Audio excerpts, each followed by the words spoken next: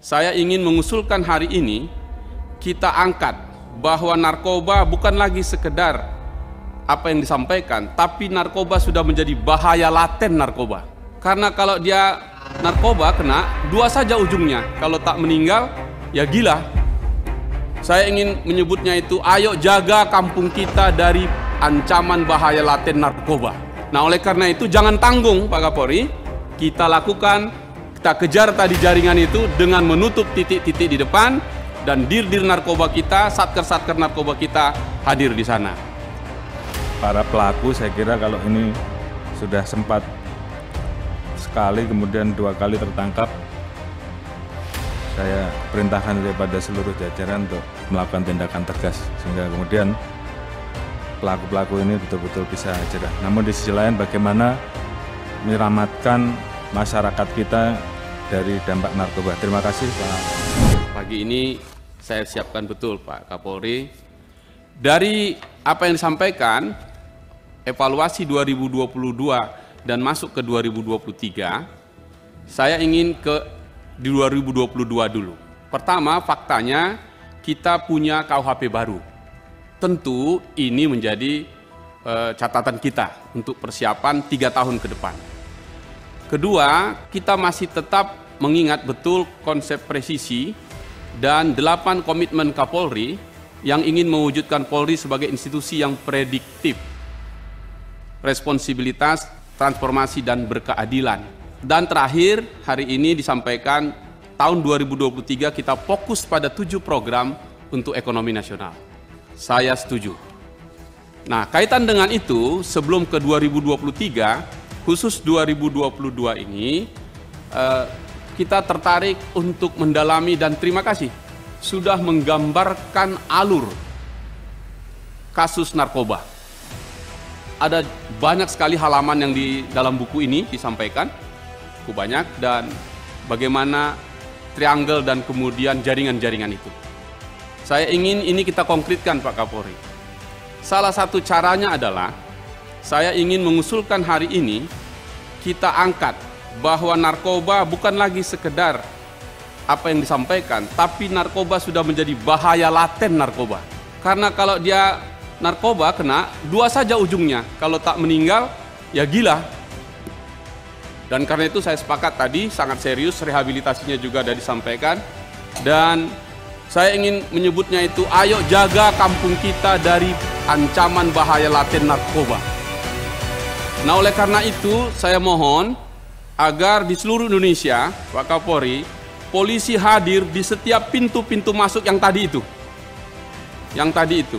Terutama kalau di Sumatera Utara atau di Pantai Timur, mulai juga di daerah Kepri dan Riau dan juga di Selat Malaka, pasanglah pelang besar-besar Pak Kapolri.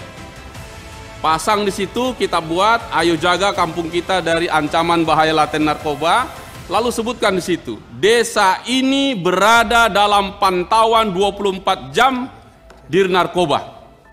Call center, ini dia. Dan berkenaan dengan itu, Babin Kamtipnas kita mulailah keliling. Meskipun tadi angkanya baru 48% tadi Pak. Tapi ini kita dorong. Dengan begitu, jaringan yang digambarkan tadi, kita ikuti dengan hadirnya kepolisian di situ. Dari situ, Pak Kapolri, dia hadir kepada sektor ekonomi di mana Indonesia punya 14 perusahaan nasional kita tentang perkebunan. Belum lagi yang swasta, katakan di sawit. Jumlah kehilangan asetnya karena pencurian sawit tinggi sekali. 7-45% TBS-nya hilang karena dicuri. Sebaliknya pencurian itu terjadi karena narkoba. Jadi curi 3 tandan, 1 bayar narkobanya, 2 untuk dia. Begitu juga nelayan, kalau dia pergi, para nelayan itu dikasih doping, gajinya dipotong, dan seterusnya. Nah, oleh karena itu jangan tanggung Pak Kapolri, kita lakukan, kita kejar tadi jaringan itu dengan menutup titik-titik di depan, dan dir-dir narkoba kita, satker-satker narkoba kita hadir di sana. Saya akan menulis banyak sekali tentang itu, dan tidak mungkin cukup panjang saya sampaikan di sini. Tapi ini adalah buku kedua saya untuk Anda Pak Kapolri. Dan nanti akan saya berikan. Sebentar, saya akan berikan. Ini catatan selama 1 tahun penuh bagaimana narkoba kita bahas di sini. Yang kedua, saya ingin pindah ke soal kaitannya dengan ini adalah pencurian tadi. Tadi Bung Habibur Rahman sudah mengangkat restoratif justice. Ini sukses Perpol 8 nomor 2021. Tetapi pertanyaannya adalah ada satu yang menarik. Bagaimana supaya efektif? Ada yang menarik di Polda Sumatera Utara, khususnya Polres Asahan, khususnya Polsek Pulau Rakyat. Ada 2 masyarakat desa yang mencuri sawit, lalu kemudian RJ dia. Pertanyaannya RJ-nya ini bagaimana biar efektif? Saya coba fasilitasi. Kita ajak kepala desanya, terlibat langsung. Jadi waktu buat RJ, Kapolseknya, antara pelapor si manajernya, panggil kepala desanya, mereka sepakat. Apa yang dilakukan? Kerja sosial. 1 bulan sampai 2 bulan penuh di desa itu mereka kerja membersihkan rumah-rumah ibadah atau kantor kepala desa. Bagaimana biar efektif? Ternyata di Polri kan ada mekanisme pengawasan, wajib lapor Senin dan Kamis. Dia wajib lapor tapi di kepala desa. Dan saat itu saya minta Kapolresnya untuk menyiapkan rompi yang biasanya rompi tahanan, kasih tulisan rompinya Polres Asahan sanksi sosial. Dia pakai itu dan dia jalankan dan berhasil. Karena itu ide ini bisa diterapkan di seluruh Indonesia. Pak Agus pasti senyum-senyum nih karena paham betul di Sumatera Utara. Ini sukses di sana. Kalau ini bisa kita lakukan, kita selamatkan tadi RJ-nya tadi masyarakatnya, pencuriannya bisa kita atasi, dan kemudian RJ kita menjadi sangat efektif. Jadi Perpol nomor 8 2021 kita evaluasi untuk memasukkan itu. Kemudian yang kedua, saya tadi membaca betul laporan Bapak tentang sumber pendapatan kita. PNBP kita tahun ini 7,8 triliun. Meski cepat sekali tadi, saya catat betul. Seingat saya 7 triliun itu adalah dari Lantas. Satu lagi nomor 2 tertinggi adalah PAM-OVID, pengamanan objek vital. Angkanya baru 600 miliar. Dan 600 miliar itu baru 2% dari total yang harusnya bisa kita lakukan. Karena itu, mari kita fokus Pak Kapolri, bentuk tim, bagaimana menggali sebanyak mungkin dari PAM-OVID ini. Saya mulai dengan kejadian-kejadian Pelumpang. Kejadian yang dilanjutkan kemudian di Dumai. Dan banyak lagi. Kanjuruhan tadi sudah diambil. Perpol 10 tahun 2022. Itu menjadi objek vital nasional. Masuk lagi 5 kawasan prioritas, super prioritas. Mulai Borobudur, Mandalika, Likupang di Sulawesi Utara, dan terakhir Danau Toba. Ini adalah objek, oke, Labuan Bajo. Minta maaf nih, saya belum sebut. Oke. Dan ini adalah objek vital nasional. Nah, pertanyaannya sekarang adalah, atau ambillah Danau Toba tadi yang disebutkan. Hanya 21 hari Kapolda Sumatera Utara harus menyiapkan pengamanan itu, dan belum pernah selama ada 78.000 tahun Danau Toba itu. 78.000 tahun yang lalu itu super vulkano. Tolong diringkas Pak Hinca waktunya. Iya, saya teruskan 2 menit lagi. Dan setelah itu kita sebutkan, lalu apa yang menjadi pengamanannya di situ? Usulan untuk membentuk Mapolres tertentu untuk kawasan super prioritas Danau Toba menjadi penting. Karena F1H2O itu membutuhkan internasional. Kemudian nanti ada jet ski internasional. Dan seterusnya. Nah, oleh karena itu, Saudara Kapolri, saya tuliskan betul-betul. Kita belum aman. Dari segi pengamanan objek vital nasional. Jadi 2 buku saya serahkan untuk Anda hari ini. Karena waktu ini terlalu pendek untuk menyampaikan ide-ide besar ini kepada Bapak. Terakhir, ini karena penting sekali. Tadi yang penangkapan judi online yang di Sumatera Utara, catatan saya bukan 2 tersangka tapi 16, dan ini adalah sukses pertama TPPU-nya 152 miliar.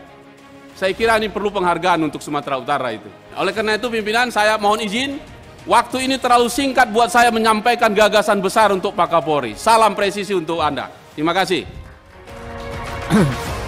Terima kasih. Silakan.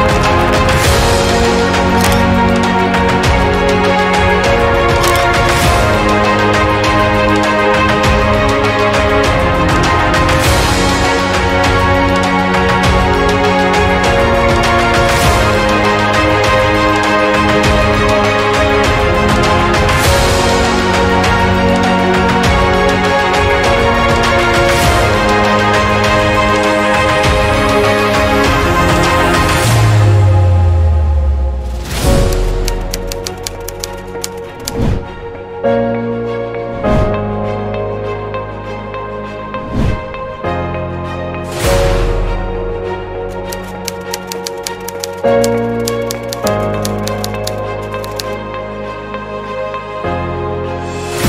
yang kedua dari Pak Hinca, terima kasih Pak, Bapak terus mengikuti konsep presisi kami dan progres-progres yang kami laksanakan, dan tentunya kami sangat senang bahkan dengan catatan-catatan dan tulisan-tulisan Bapak ini tentunya bagi kami menjadi energi positif Pak, bahwa kami akan terus bersemangat untuk melaksanakan apa yang menjadi komitmen kami.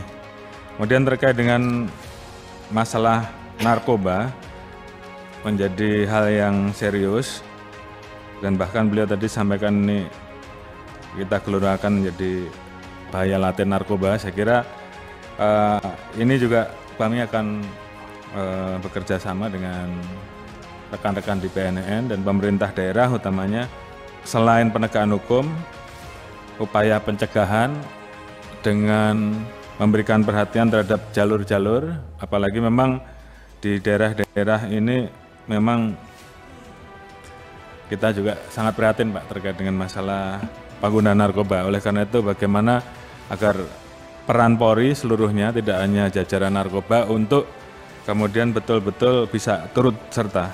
Dan terhadap para pelaku, saya kira kalau ini sudah sempat sekali kemudian 2 kali tertangkap, saya perintahkan kepada seluruh jajaran untuk melakukan tindakan tegas sehingga kemudian pelaku-pelaku ini betul-betul bisa jerah. Namun di sisi lain bagaimana menyelamatkan masyarakat kita dari dampak narkoba. Terima kasih Pak Hinca terkait dengan beberapa penekanan, karena ini memang berefek terhadap kejahatan-kejahatan yang lain.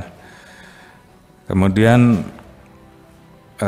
terkait dengan RJ tadi juga terima kasih Pak, model-model aplikasi dari RJ sehingga betul-betul bisa efektif.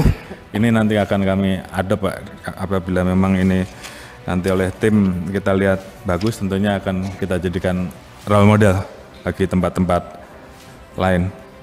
Terima kasih untuk atensinya terkait dengan pelaksanaan pengamanan